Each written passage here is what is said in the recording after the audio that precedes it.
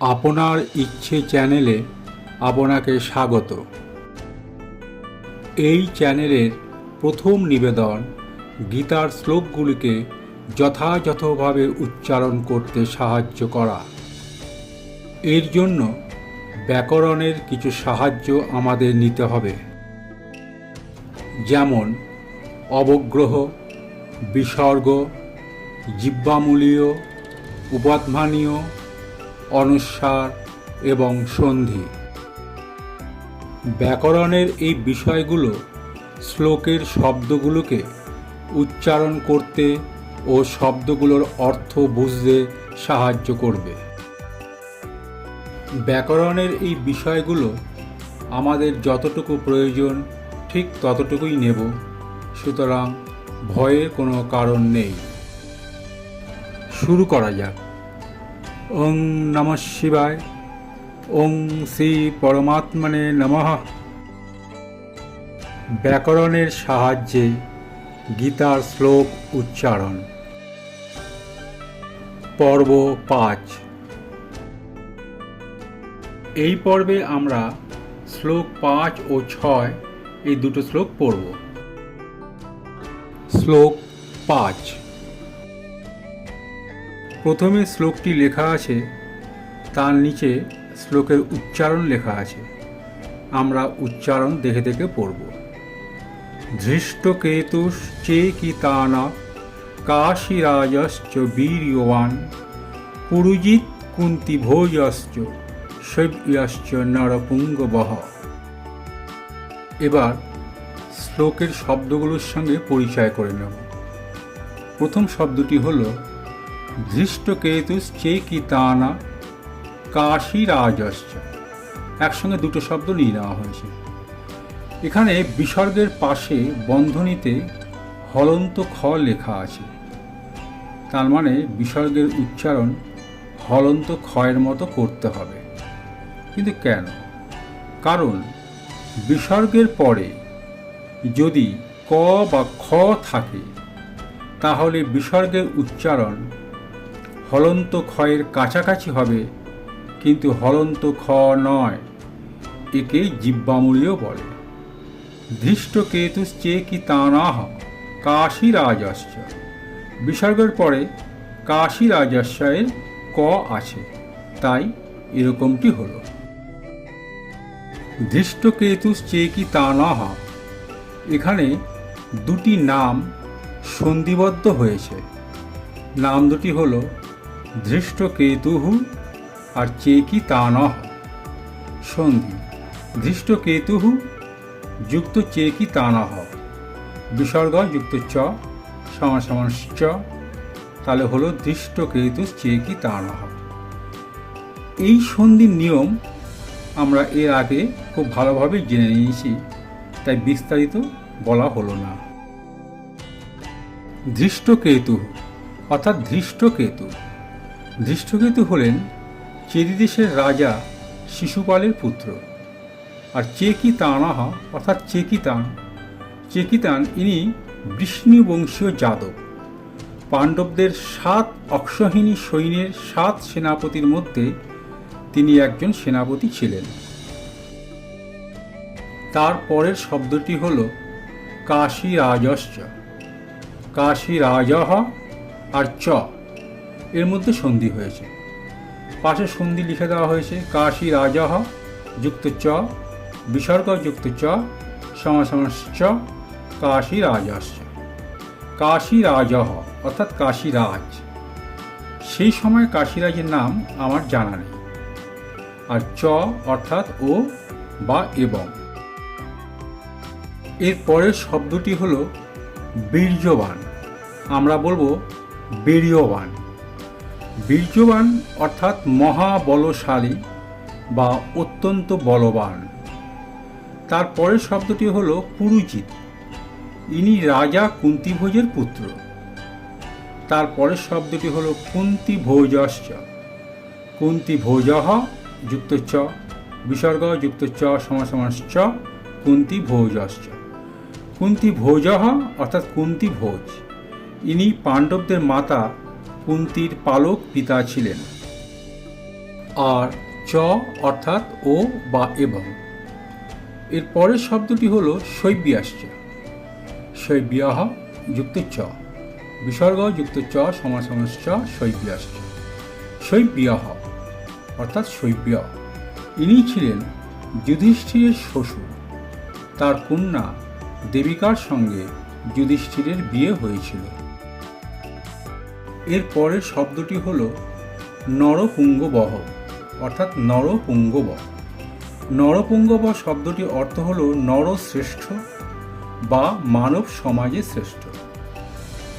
আমরা শ্লোকে ব্যবহৃত সমস্ত শব্দগুলোর অর্থ জানলাম, ব্যাকরণের কিছু অংশ জানলাম। এখন শ্লোকটি অনুবাদ করার আগে শ্লোকটি একবার পড়ে নেব। শ্লোক 5, উচ্চারণ দেখে দেখে পড়ব। ধৃষ্টকেতুশ্চেকিতানা কাশীরাজশ্চ বীর্যবান পুরুজিৎ কুন্তিভোজশ্চ শৈব্যাশ্চ নরপুঙ্গবঃ। অনুবাদ: পাণ্ডবদের সৈন্যদলে ধৃষ্টকেতু, চেকিতানা, মহাবলশালী কাশীরাজ, পুরুজিৎ, কুন্তিভোজ এবং শৈব্যের মতো নরশ্রেষ্ঠ রয়েছেন। এইবার আমরা শ্লোক 6 পড়ব। শ্লোকের উচ্চারণ নিচে লেখা আছে, উচ্চারণ দেখে পড়ব। ইউধামন্যুশ্চ বিক্রান্ত উত্তমৌজাশ্চ বীর্যবান সৌভদ্র দ্রৌপদেয়াশ্চ সর্ব এব মহারথাঃ। শব্দ পরিচিতি ও শব্দার্থ। প্রথম শব্দটি হল যুধামন্যুশ্চ। আমরা বলবো ইউধামন্যুশ্চ। যুধামন্যুঃ আর চ সন্ধি হয়েছে, বিসর্গযুক্ত চ সমাস সমাস চ, যুধামন্যুশ্চ। যুধামন্যুঃ অর্থাৎ যুধামন্যু। যুধামন্যু ইনি ছিলেন পাঞ্চাল দেশের রাজকুমার। আর চ অর্থাৎ ও বা এবং। এর পরের শব্দটি হল বিক্রান্ত। প্রকৃত শব্দটি হল বিক্রান্তঃ, যার অর্থ হল বিক্রমশালী বা অত্যন্ত বলবান। শ্লোকে বিক্রান্ত উত্তমৌজাশ্চ লেখা আছে, তাহলে এখানে বিক্রান্তকে বিক্রান্তঃ লেখা হলো কেন? কারণ বিসর্গ লোপ হয়েছে। বিসর্গ লোপ সন্ধির নিয়ম: বিসর্গের আগে অস্বর এবং বিসর্গের পরে অ ব্যতীত অন্য যে কোনো স্বর থাকলে সন্ধি হওয়ার সময় কেবলমাত্র বিসর্গ লোপ হবে, আর কোনো পরিবর্তন হবে না। এখানে বিক্রান্তঃ যুক্ত উত্তমৌজাশ্চ, তার মানে এই যে বিক্রান্ত তার সঙ্গে অস্বর যুক্ত আছে, তারপর বিসর্গ আছে, তারপর উত্তমৌজাশ্চর উ আছে। তাহলে আমাদের শর্তগুলো মিলে গেল। বিসর্গের আগে অ, বিসর্গের পরে অ ব্যতীত অন্য যে কোনো স্বর, এখানে উ আছে, রস্য উ। তাহলে কেবলমাত্র বিসর্গটা উঠে যাবে, আর সবটাই ঠিক থাকবে। বিক্রান্ত উত্তমৌজাশ্চ, কেবলমাত্র বিসর্গ লোপ হলো, আর কোনো পরিবর্তন হয়নি। এর পরের শব্দটি হল উত্তমৌজাশ্চ। উত্তমৌজাহা যুক্ত চ, বিসর্গযুক্ত চ সমাস সমাস চ, উত্তমৌজাশ্চ। উত্তমৌজাহা অর্থাৎ উত্তমৌজা, ইনি পাঞ্চাল দেশের রাজকুমার ছিলেন। যুধামন্যু আর উত্তমৌজা দুই ভাই ছিলেন। এর পরের শব্দটি হল বীর্যবান। বীর্যবান শব্দটির অর্থ হল মহাবলশালী বা অত্যন্ত শক্তিশালী। তার পরের শব্দটি হল সৌভদ্র। সৌভদ্রঃ অর্থাৎ সুভদ্রার পুত্র। এখানে সুভদ্রার পুত্র বলতে অভিমন্যুর কথা বলা হচ্ছে। শ্লোকে সৌভদ্র লেখা আছে, কিন্তু শব্দার্থে দেখানো হলো সৌভদ্রঃ। কেন? কারণ বিসর্গের আগে অ থাকলে আর পরে বর্গের তৃতীয়, চতুর্থ, পঞ্চম বর্ণ বা অন্তস্থ বর্ণ বা হ থাকলে বিসর্গ লোপ পাবে আর তার জায়গায় ওকার হবে। যেমন সৌভদ্রঃ দ্রৌপদেয়াশ্চ, এখানে বিসর্গের আগে দয়ের সঙ্গে অস্বর যুক্ত আছে আর বিসর্গের পরে দ আছে, বর্গের তৃতীয় বর্ণ। দুটো শর্তেই মিলে গেল। বিসর্গের আগে দয়ের সঙ্গে অস্বর যুক্ত আছে, আবার বিসর্গের পরেও দ আছে। এই দ হলো বর্গের তৃতীয় বর্ণ, ফলে দুটো শর্তেই মিলে গেল। তাই সৌভদ্রঃ দ্রৌপদেয়াশ্চ হলো সৌভদ্র দ্রৌপদেয়াশ্চ। উদাহরণ হিসাবে পাশাপাশি দুটো দ চলে এসছে, এই নিয়ে চিন্তার কোনো কারণ নেই।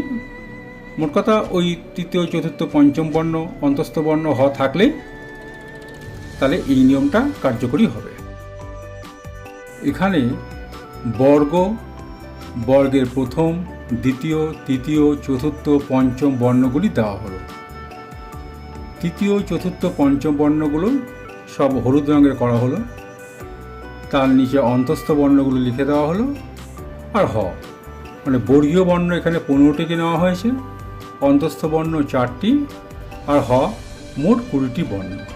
এই যে নিয়মটা আগে বললাম সেখানে এই 20টি বর্ণ থাকলেই বিসর্গ উঠে গেলে, বিসর্গের আগে যদি অস্বর থাকে এবং বিসর্গের পরে যদি এই 20টি বর্ণের মধ্যে কোনো একটি বর্ণ থাকে তাহলে বিসর্গ উঠে যাবে এবং সেই জায়গাটা ওকার আসবে। এর পরের শব্দটি হল দ্রৌপদেয়াশ্চ।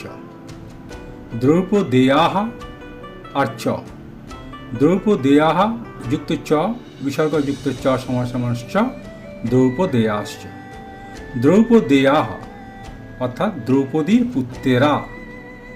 দ্রৌপদীর পুত্ররা বলতে দ্রৌপদীর 5 পুত্রের কথা বলা হয়েছে। দ্রৌপদীর 5 পুত্রের নাম প্রতিবিন্ধ, শ্রুতসোম, শ্রুতকর্মা, শতানী ও শ্রুতসেন। আর চ অর্থাৎ ও বা এবং। এর পরের শব্দগুলি হলো সর্ব অর্থাৎ সকলে, এব অর্থাৎ অবশ্যই, আর মহারথাহা অর্থাৎ মহারথীগণ।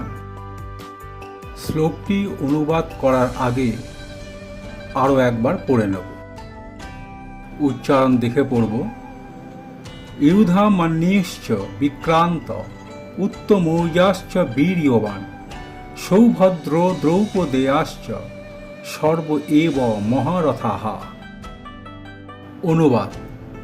পাণ্ডবদের সৈন্যদলে রয়েছেন অত্যন্ত বলবান যুধামন্যেয়, পরাক্রমশালী উত্তমৌজা, সুভদ্রার পুত্র অভিমন্যু এবং দ্রৌপদীর পুত্রগণ। এই সকল যোদ্ধারাই মহারথী। শ্লোক 4 থেকে শ্লোক 6 এই 3টি শ্লোক থেকে আমরা জানতে পারলাম যে পাণ্ডব সেনাদলে কোন কোন যোদ্ধা, মহাযোদ্ধারা রয়েছেন। তারা হলেন যুযুধান, বিরাট, দ্রুপদ, ধৃষ্টকেতু, চেকিতান, কাশীরাজ, পুরুজিৎ, কুন্তিভোজ, শৈব্য, যুধামন্যু, উত্তমৌজা, সুভদ্রার পুত্র অভিমন্যু এবং দ্রৌপদীর 5 পুত্র। এরপরে দুর্যোধন কৌরবদের সৈন্যদলে কোন কোন যোদ্ধা, মহাযোদ্ধারা রয়েছেন তাদের নাম দ্রোণাচার্যকে বললেন। তাদের নামগুলো পরের কয়েকটি শ্লোকে জানা যাবে। মাননীয় দর্শকবৃন্দ, আমি নিজের চেষ্টায় যেটুকু শিখেছি, যেটুকু জানতে পেরেছি সেইটুকুই আপনাদের সঙ্গে শেয়ার করলাম। যদি আপনাদের ভালো লাগে, কোনো উপকারে আসে, তাহলে অবশ্যই পাশে থাকবেন। নমস্কার।